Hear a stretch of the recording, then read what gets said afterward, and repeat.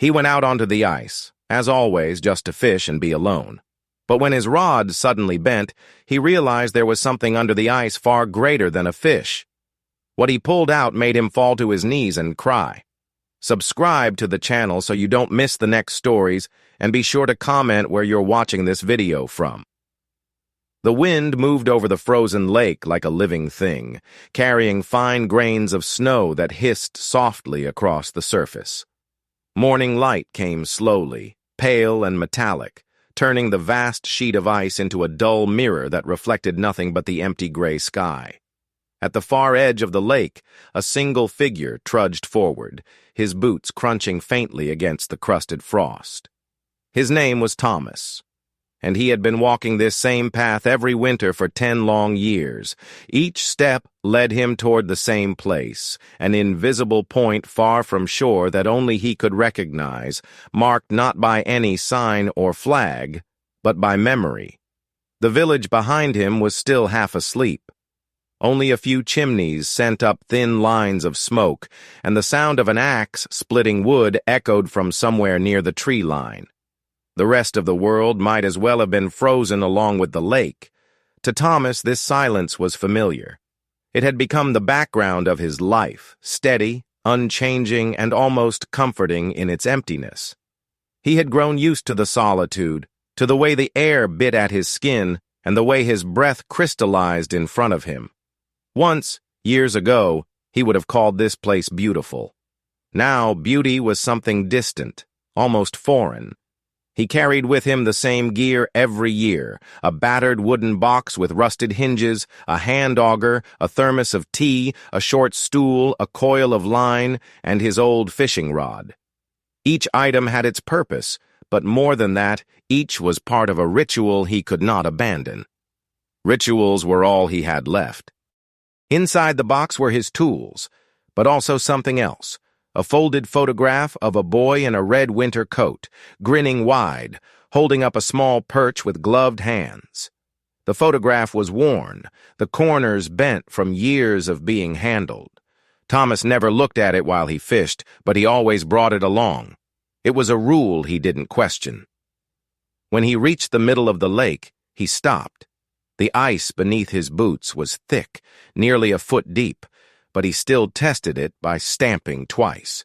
The sound it gave back was low and solid, the sound of safety. He set the box down, knelt beside it, and began to assemble his auger. The movement came naturally, automatic, a rhythm his body remembered. The metal bit squealed as it met the surface, and soon a thin spiral of ice shavings rose with every turn. The work warmed him quickly, and soon his breath came harder, fogging up the air around him. After several minutes, the auger broke through with a hollow sound. Water surged up briefly, dark and still, before settling back into silence. Thomas brushed away the loose ice and sat back on his stool. The black circle before him looked small against the endless white, like a hole in the world.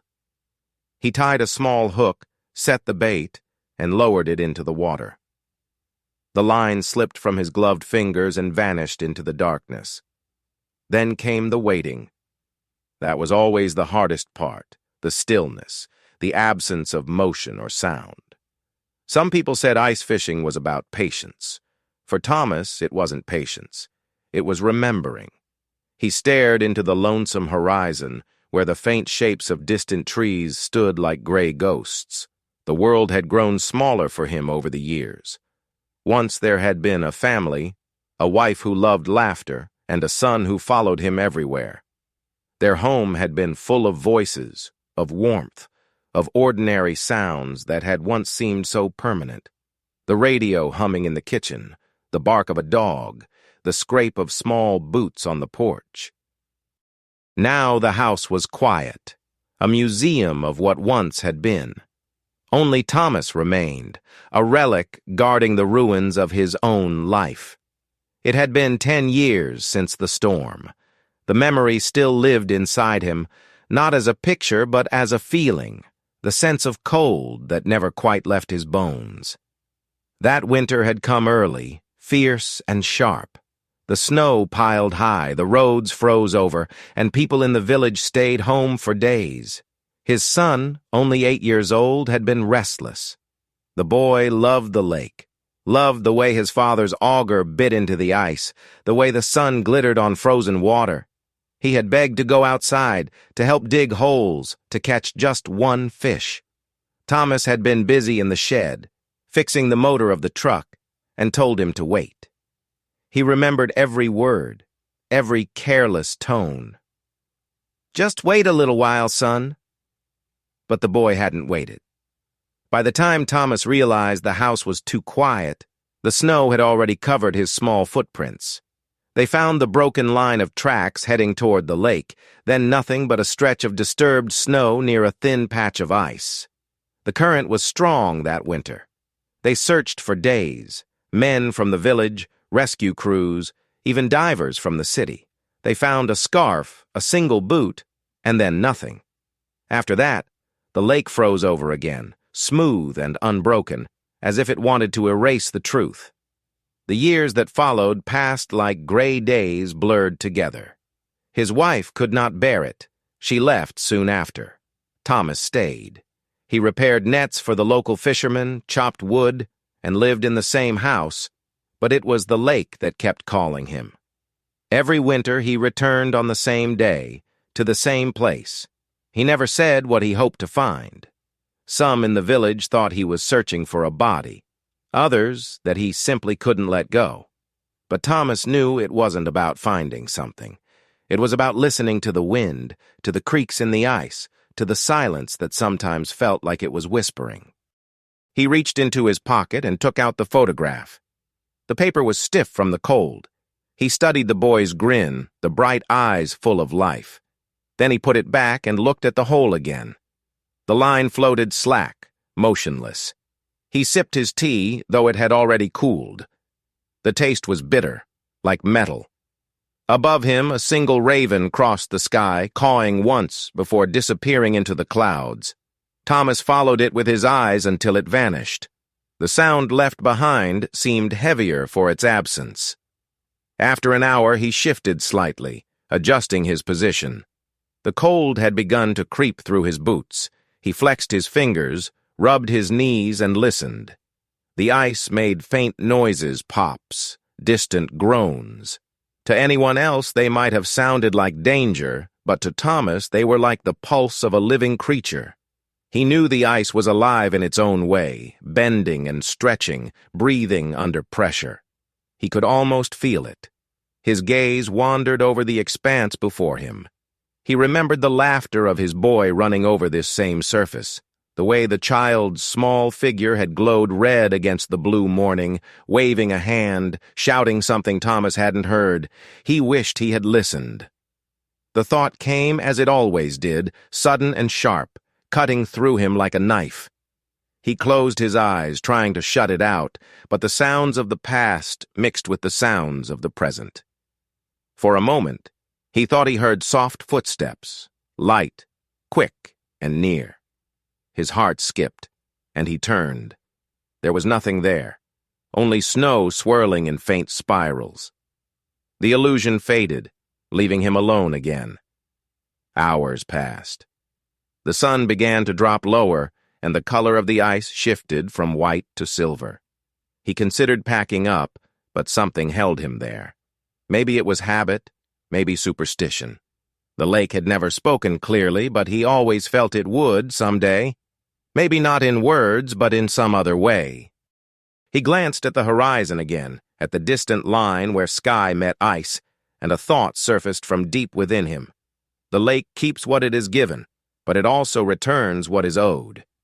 He felt a faint tremor underfoot. A deep, slow crack sounded from far away, rolling like thunder beneath the frozen surface. Thomas froze, listening. The sound faded as quickly as it came. He exhaled, the mist from his breath rising like smoke. It wasn't the first time the ice had spoken that way. Still, it made him uneasy.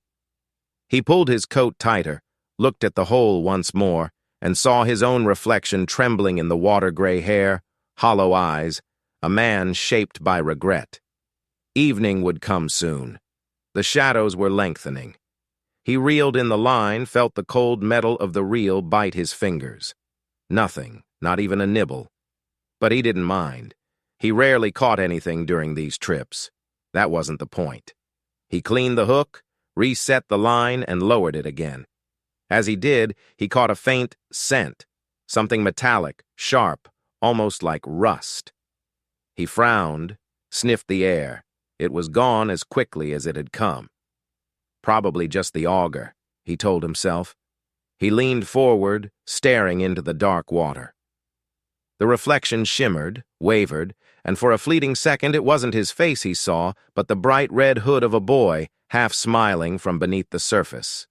Thomas blinked hard, but the image vanished. Only the water remained, still and bottomless. His hands trembled slightly. He let out a slow breath, forcing himself to calm down. The wind rose suddenly, sweeping snow over the ice, and the lake groaned again, longer this time, deeper. It was the sound of strain, of weight pressing from beneath. Thomas straightened, glancing around. Nothing moved, yet the air felt heavier, as if charged with something unseen. The sensation passed after a moment, but it left his heart beating faster. He decided he would stay until sunset, one last hour, and then go home. He had said the same thing every year, and every year he stayed a little longer. He reached for his thermos, poured the last of the tea, and watched the steam twist upward. The light dimmed. The color of the sky deepened to bruised blue, and a faint frost formed on his beard. When he finally set the thermos down, he thought he heard, very faintly, a sound beneath the ice. Not a crack this time, but something dull, like a knock. Once, then again. He stared at the hole, listening, every muscle tensed. Silence followed. Then the ice groaned once more, a single drawn-out note that seemed to come from far below. Thomas didn't move. The sound faded into stillness, leaving only the soft whisper of wind. He sat there for a long time, motionless, his eyes fixed on the black water. Something deep inside him stirred, the old, familiar ache. The lake had spoken again, and though he didn't understand the language, he felt it meant something. He didn't know yet that this winter would not end like the others. He didn't know that beneath that same stretch of ice, something waited, something that had been hidden for 10 years, preserved by cold and silence. When he finally stood, the darkness had thickened. He gathered his gear, but before turning back toward shore, he looked once more across the white expanse. The moon, faint and veiled by clouds, glimmered on the ice. It looked almost like an eye watching him. He felt a chill crawl up his spine. Then he sighed, slung his bag over his shoulder, and began the slow walk home. Behind him, the ice groaned again, a sound like breath drawn deep into the earth. And then all was quiet. Tomorrow, he would return. The next morning came colder than the last, the air sharp enough to sting the lungs. A thin veil of fog lay low over the lake, blurring the boundary between ice and sky. Thomas stood at the window of his cabin, his hands wrapped around a mug of coffee that had already gone lukewarm. The night had been restless. He had dreamt of knocking sounds, of black water beneath his feet, and the faint voice of his son calling from somewhere deep below. When he woke before dawn, the room was dark and silent, except for the faint creak of the roof under snow. He could not bring himself to go back to sleep. By the time the first light began to filter through the mist, he had already prepared his gear. The auger was sharpened, the line wound tight, and the old stool strapped to his sled. He hesitated for a moment before leaving, glancing at the photograph on the wall, the same one he always carried, now framed in a piece of driftwood. He didn't touch it, but his eyes lingered on it as if seeking permission. Then he pulled on his coat and stepped outside. The snow squeaked beneath his boots, crisp and dry. The air smelled faintly of pine and wood smoke from a nearby chimney. As he crossed the yard, he noticed the sky beginning to pale behind the trees. The fog was lifting slowly, revealing the familiar white plain stretching to the horizon. The lake looked peaceful from a distance, but Thomas knew its silence hid things. Currents, cracks, hollows, things that shifted and moved beneath the surface even in the dead of winter. He reached the edge, stepped onto the frozen crust, and began his steady walk toward the center. Every step brought back memories. He had walked this path hundreds of times, and each time it felt the same, yet slightly different, as if the lake rearranged itself while pretending not to. The ice was smooth in some places, rough in others, where trapped air bubbles had burst and refrozen into delicate veins. His breath fogged the air, leaving trails behind him. When he reached the spot he had marked yesterday, he noticed the faint trace of the old hole, now frozen over again with a thin layer of new ice. It gleamed faintly, like a small black eye sealed shut. He knelt down, set the auger, and began drilling again. The work was harder today. The ice felt thicker, tougher, as if the cold had strengthened its grip overnight. Each turn of the auger sent vibrations up his arms, and the squeal of metal echoed in the stillness. He worked methodically, pausing only to wipe his gloves and catch his breath. After several minutes, the auger broke through with a low gulp of trapped air. Water welled up, dark and calm, the surface trembling slightly in the bitter wind. He brushed away the slush, adjusted his stool, and baited the line. The sound of the reel unwinding filled the emptiness around him. The bait disappeared into the hole, into that endless blackness that seemed to pull at his gaze. Thomas sat quietly, waiting. For a while, nothing happened. The only sounds were the faint whistling of wind and the occasional pop of expanding ice. Time lost meaning out here.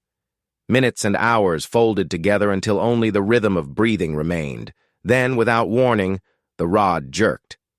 It was not the small, tentative tug of a fish, but a violent, heavy pull that nearly tore the handle from his gloves. Thomas froze, his instincts awakening all at once. The line was taut, bending the rod toward the hole. He leaned forward, tightening his grip. Another pull came harder this time, so strong that it made the ice creak beneath his boots. The rod groaned, bending to the point of breaking. He braced his legs and pulled back, gritting his teeth. Whatever was down there was no fish. The weight was enormous, steady, and unyielding. The line hummed like a wire under tension. He tried to reel it in, but the spool refused to move.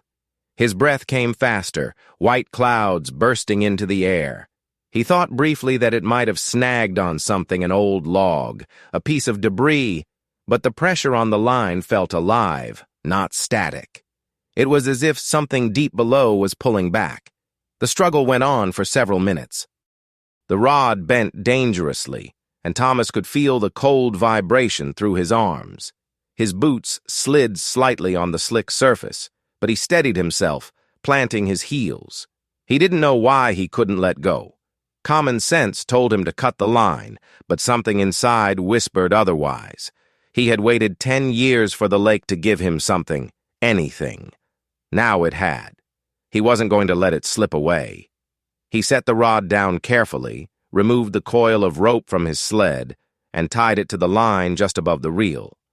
Then he began to pull with both hands, slow and deliberate. The rope strained, his gloves slipping against the icy fibers. The ice responded with soft cracks around the hole, a web of fine lines spreading outward. Thomas paused, listening. The sound was close, almost too close. The surface beneath him groaned, then fell silent again. He swallowed hard and resumed pulling. Bit by bit, the thing began to move. He could feel it, an immense, dragging weight rising through the water. The effort made his shoulders burn, his breath ragged in his chest. He muttered under his breath without realizing it, the rhythm of his words matching the rhythm of his pulls. The hole, however, was too small. Whatever he was bringing up wouldn't fit through that narrow opening. He could already see the line cutting into the ice, trembling with tension. He needed more space. Leaving the rope taut, he grabbed the auger again and began drilling another hole beside the first. The work was frantic now. His arms ached, but he didn't stop. Each hole broke through with a splash, sending up shards of ice and dark water. He drilled a third, then a fourth, each one close enough to connect. Then, using the flat edge of his ice axe, he began chopping away the thin barriers between them, creating an oval opening large enough for something big to surface. The ice moaned under the strain, and a long crack shot outward, splitting into two directions. Thomas froze, staring at it. The fissure extended a few meters, then stopped. The lake held. He exhaled shakily and kept working. Once the opening was wide enough, he went back to the rope. The weight below had shifted. He could feel it sliding along the bottom, reluctant to rise. He pulled harder, using the gaff hook now to gain leverage. A deep, wet sound echoed as the object broke free from whatever held it. The rope jerked violently, almost pulling him off balance, and then something large and dark brushed against the edge of the hole. Thomas dropped to his knees and leaned forward. Beneath the surface, he saw the faint outline of wood. He blinked, hardly believing it. A shape was rising slowly from the depths, angular, box-like, covered in tangled weeds and frozen debris. The water clung to it like tar, heavy and black. As it neared the surface, the stench of stagnant water and decay reached him, sharp enough to sting his nostrils. He coughed, turned his head, then pulled again. The object scraped against the edges of the ice, refusing to come free. Thomas wedged the gaff hook under one corner and heaved. The sound of tearing weeds filled the air. Finally, with one last pull, the thing broke the surface, sliding half out of the water with a sickening hollow thud. It was a large wooden box, roughly rectangular, the corners reinforced with rusted metal.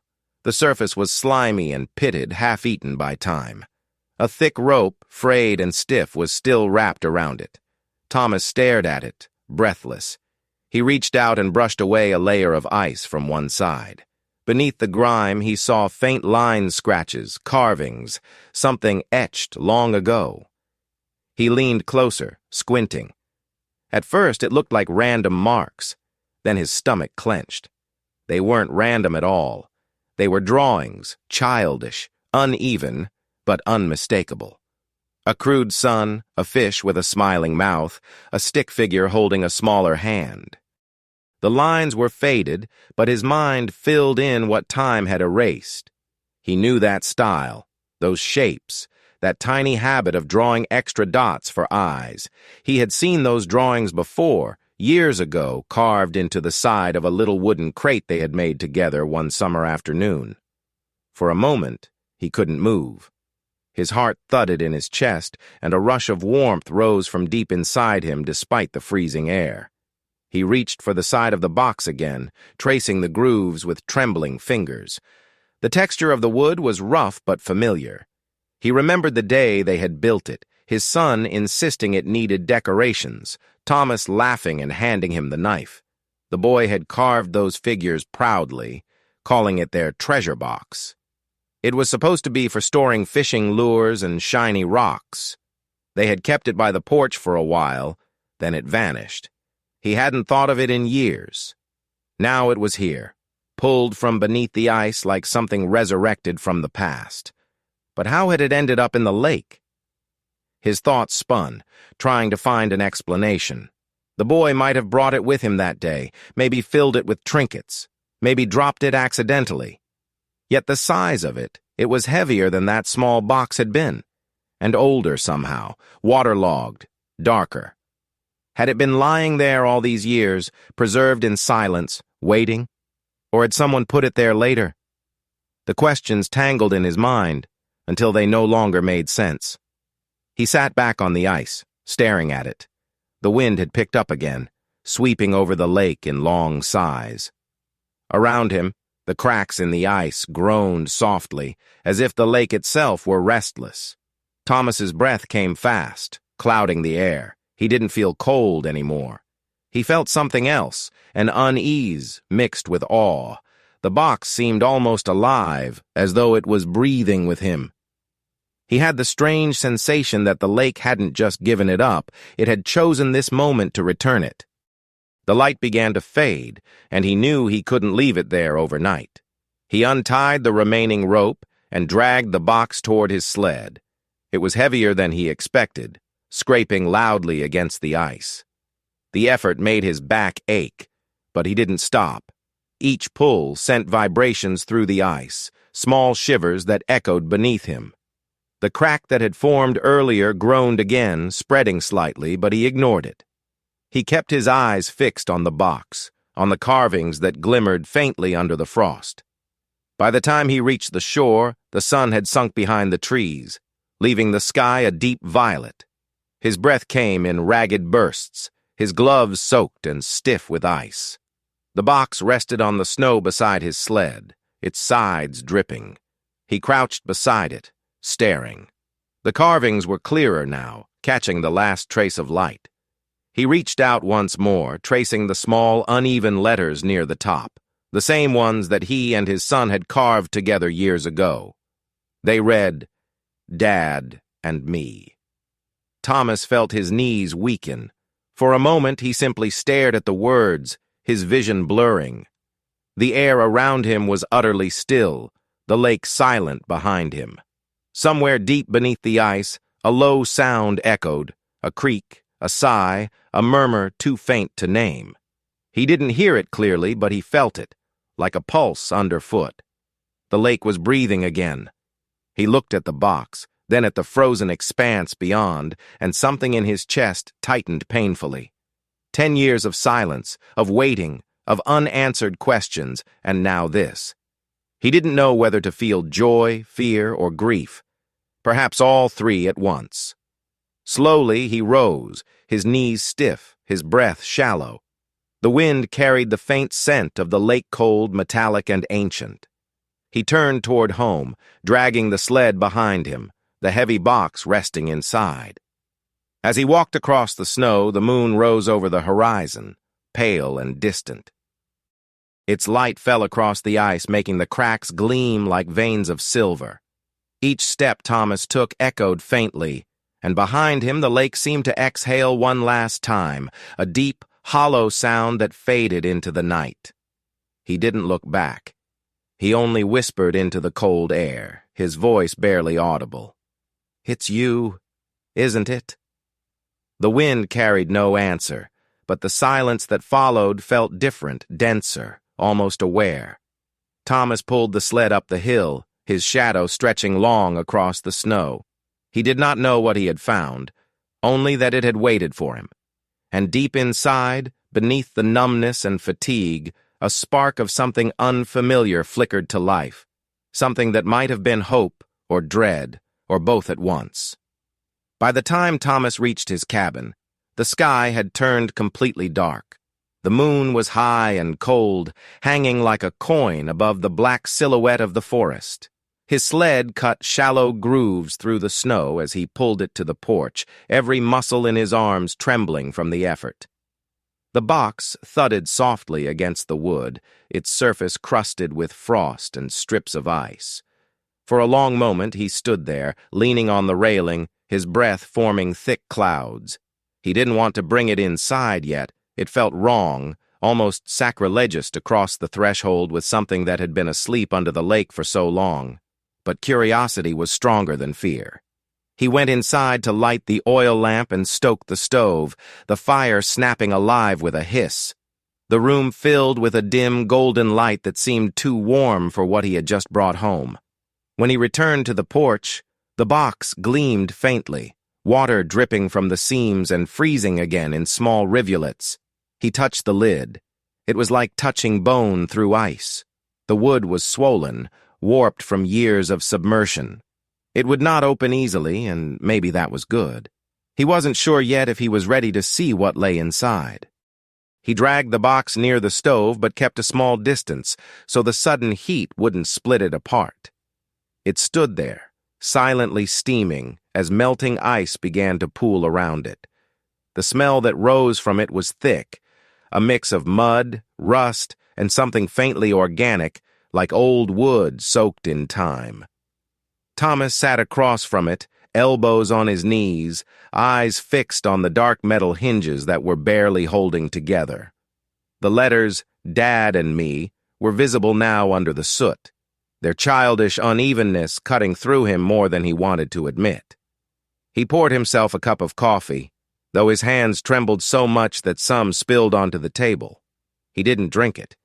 He just needed to hold something warm, something alive. The flames flickered in the stove, throwing moving shadows across the walls. The box's shadow stretched long and sharp, reaching almost to his boots. He couldn't look away from it. He felt as though it were watching him back, patient, waiting for him to make the first move. Hours passed before he finally reached for the tools. The metal of the crowbar was icy, even though it had been lying near the stove. He wedged it under the corner of the lid and pushed gently. The wood groaned but held firm. He paused, then tried again, harder. This time there was a soft cracking sound. The smell intensified, a dampness that carried the ghost of the lake itself. He worked carefully, removing ice and splinters bit by bit until the first hinge gave way. Then the second.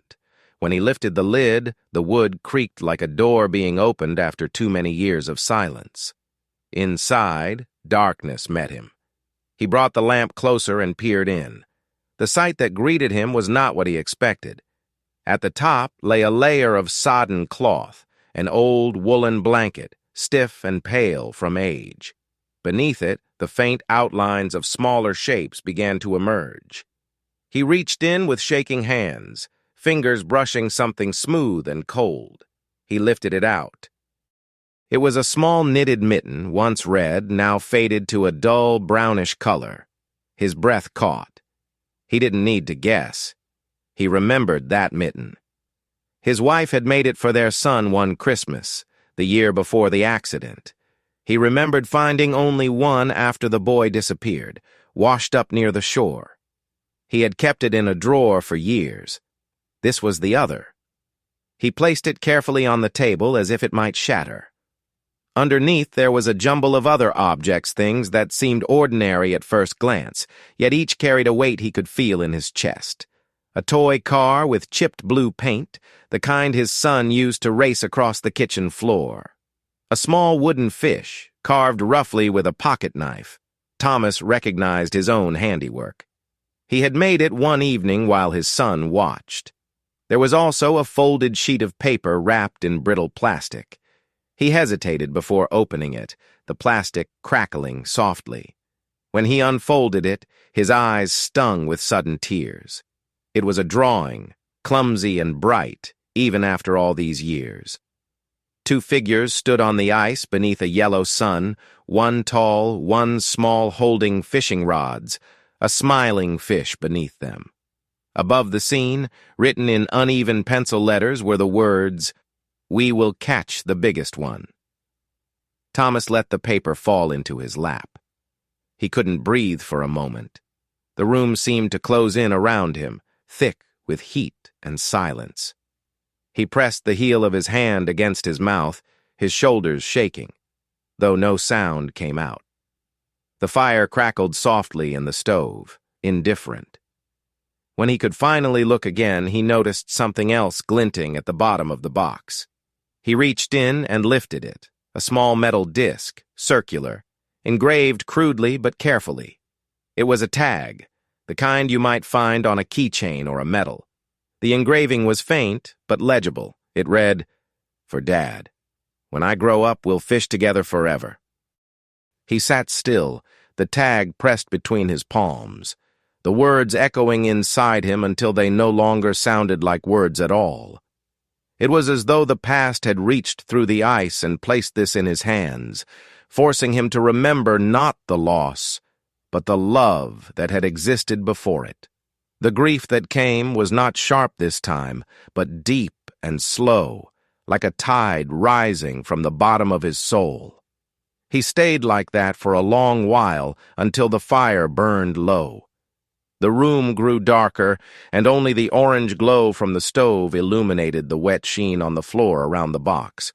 As his breathing steadied, his mind began to move again, cautious, questioning. How had the box gotten into the lake?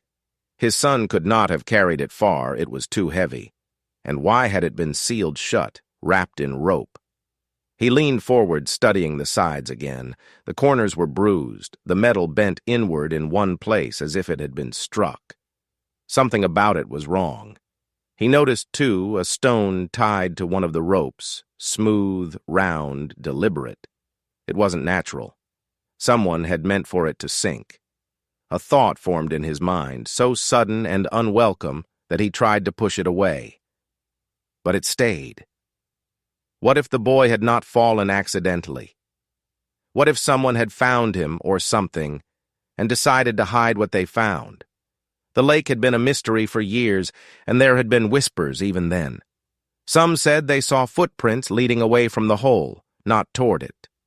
Others mentioned a truck parked near the shore that morning, one no one recognized. The authorities had dismissed all of it at the time, calling it confusion. But what if it wasn't? He rubbed his face, trying to clear the haze. He wasn't sure anymore what was memory and what was imagination. Perhaps the rope and stone had been added later, years after the box sank. Perhaps storms or currents had carried it. He couldn't know. All he knew was that it was here now, in his home, and it had waited for him to find it. That realization carried its own strange comfort. Maybe it didn't matter who had placed it there. Maybe the lake had chosen to return it at the moment when he was finally ready to accept it. He rose slowly and walked to the window. Outside, the lake stretched under moonlight, smooth and silver. From this distance, it looked harmless, almost tender. He imagined the box lying there all those years, buried in the silt, guarded by layers of freezing darkness. The thought made him shiver. The lake had kept its secrets, but it had not destroyed them. It had preserved them, his son's drawing, the mitten, the small fish, every trace of love sealed in ice. When he turned back toward the stove, he noticed the water from the box had pooled into a small, uneven circle on the floorboards. The light of the fire shimmered on it, making it look like another tiny window into the depths. He stared at it for a long moment, then placed the tag on the table beside the drawing. He knew he would never part with them. They were no longer relics of grief, but proof that something pure had existed once, untouched by time. As the night deepened, exhaustion pulled at him, but he couldn't sleep. He sat near the fire, watching the flames bend and curl, hearing the wind press softly against the walls. He thought about how the lake had always given and taken in equal measure, and how, in its own way, it had just given something back that no living person could. Closure didn't feel like joy. It felt like the quiet acceptance of a truth that had been waiting beneath the surface all along. Before dawn, he went outside again. The sky was heavy with stars, and the world was so still that even his breath seemed too loud. He stood by the edge of the lake, looking out over the frozen expanse. Somewhere out there, under all that ice, the current still moved. He could feel it, faintly, like a heartbeat. The wind brushed against his face, carrying with it the faint scent of snow and water. He closed his eyes and whispered into the cold air, not expecting an answer. "Thank you." When he opened his eyes, the horizon had begun to pale. He could see his own reflection faintly on the ice, framed by the first weak light of morning.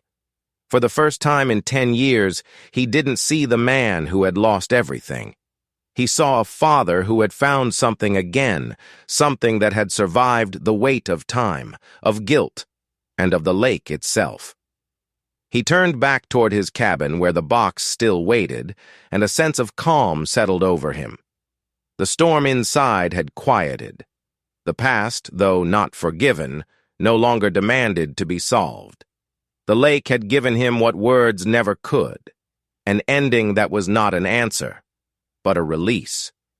And for the first time since that long-ago winter, Thomas felt that maybe he could live with that. The dawn came quietly, without color, soft and pale as breath on glass. Thomas had not slept. He had sat through the night by the stove, the box beside him, its surface drying and cracking as it adjusted to warmth after years of cold. The drawing, the mitten, and the small metal tag lay neatly on the table, bathed in the faint orange glow of the dying fire. He felt no urge to move them, as if any disturbance might break the fragile peace that had finally settled over the house. The lake outside was silent again, still and impenetrable, yet he no longer felt that it hid something from him. It had spoken in its own way. It had told him all he needed to know. When the first light began to seep through the curtains, he rose. His movements were slow, deliberate. Every motion carried the weight of ceremony, as though he were performing a ritual older than words.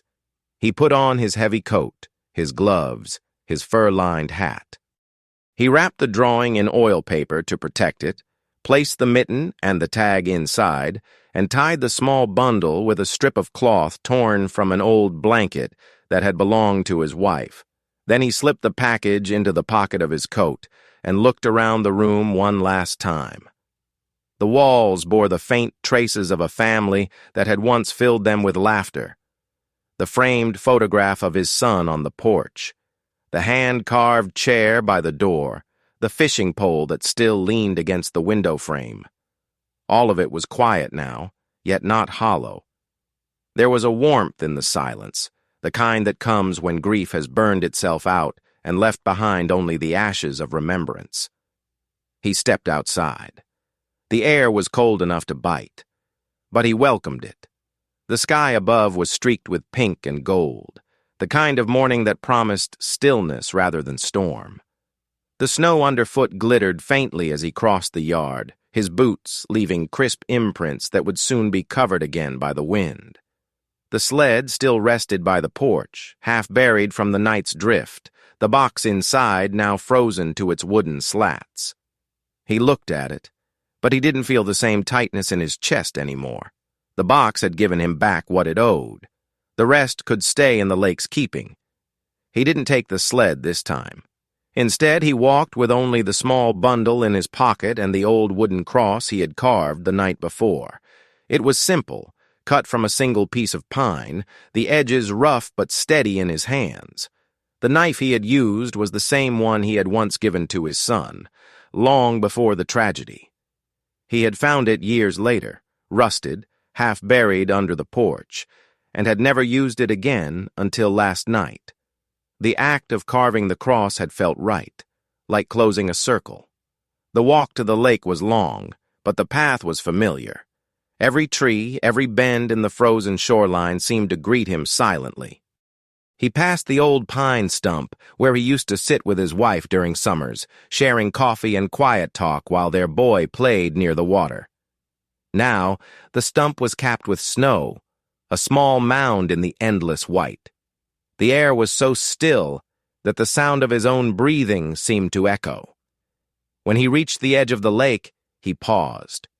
The ice stretched out in every direction, unbroken and smooth, reflecting the pale sky above. For a moment, he simply stood there, feeling the vastness of it, the cold seeping through the soles of his boots, the faint groan of the ice shifting beneath. This was where it had all ended, and now, where it would end again, differently. He walked along the shoreline until he reached the small rise near the birch tree, a spot that caught the morning light just right. It was there that they had once made picnics, that his son had once built small towers of stones and sticks, declaring them forts. Thomas could still see the faint outlines of those memories in the snow. He set the cross down and began to clear a space in the frozen ground. The soil was hard, but he had brought a small hand spade, and he worked patiently, cutting through the frost until he had made a shallow hollow beneath the roots. It was not much, just deep enough for what he carried. He knelt there for a long while before taking the bundle from his pocket. His gloves were stiff with cold, and he removed them so he could feel the fabric with his bare hands. The oil paper crinkled softly as he untied the cloth. The mitten was still damp, the drawing still faintly smelling of lake water, the metal tag cold enough to sting his fingers. He placed them carefully in the hollow, smoothing the earth around them.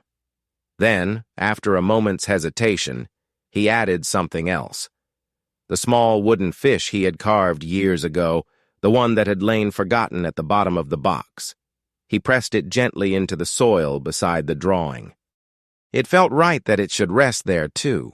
A father's offering to the boy who had once believed the world was small enough to fit inside a wooden toy.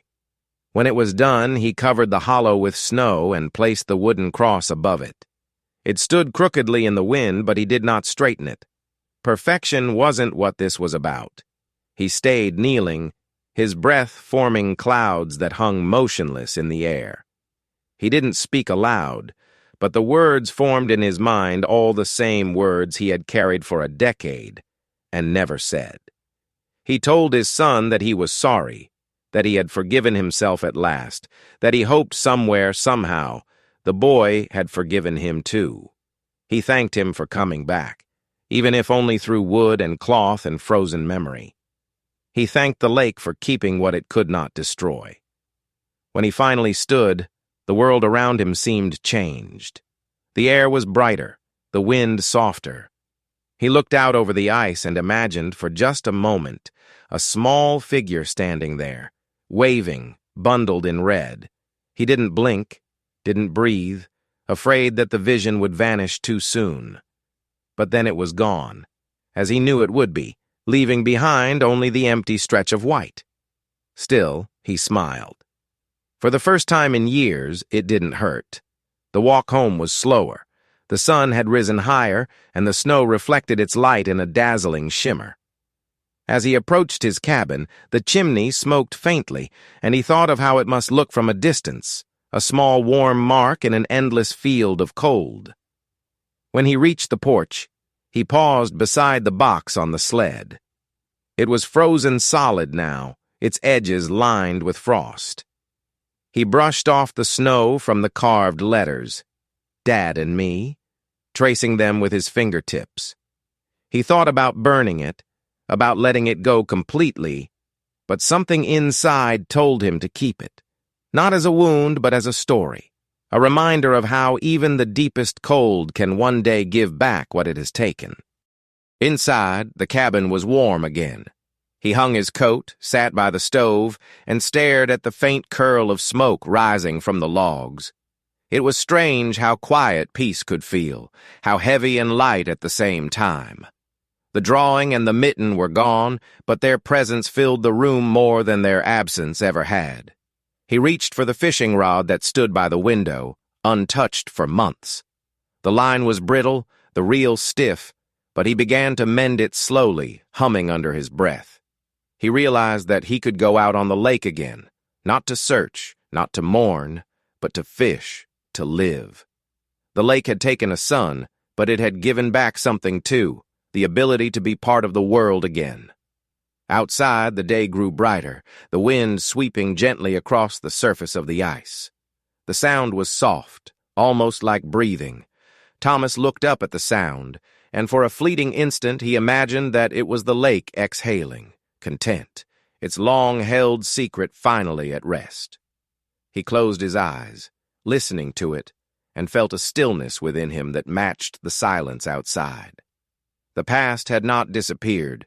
It would never disappear, but it had changed shape, becoming something he could hold without pain. He smiled faintly, the firelight reflecting in his eyes. Tomorrow, he thought, he would go back to the lake again, not to ask questions, not to dig for answers, but simply to sit and listen to the sound of the wind moving over the ice. He leaned back, the warmth of the stove seeping into his bones. The room glowed softly around him, golden and quiet. Through the window, the lake shimmered in the distance, a sheet of light beneath the sun, and for the first time in 10 years, Thomas felt truly at home. If this story moved you, don't stop here. Hit subscribe so you never miss the next one. New powerful stories are coming every week, each more unbelievable than the last. Share this video with someone who loves real human stories, and stay tuned. The next chapter might just change the way you see everything.